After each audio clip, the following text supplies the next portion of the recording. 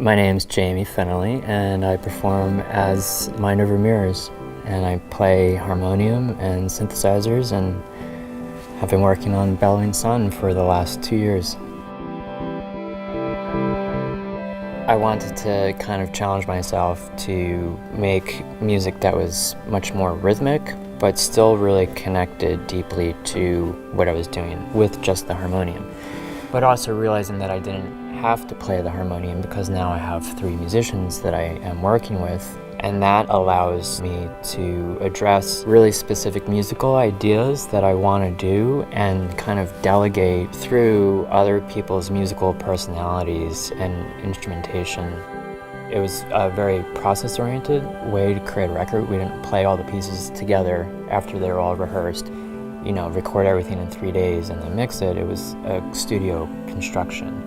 So it's really playing with, for me, ideas around how to present it live, but also how to connect where the instruments lie in the piece.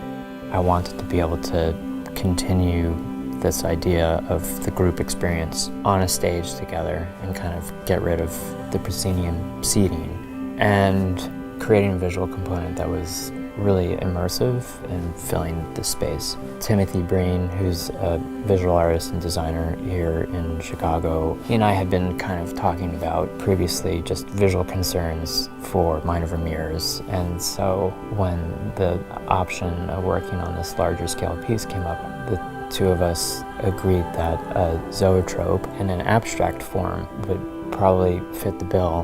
When we first hung it, we put the bottom on, I was just like, oh, it feels kind of low. But once we set up all the gear and we've been playing under it, rehearsing under it this week, it's felt really amazing because you just are washed in all this color and you just feel supported and fully immersed.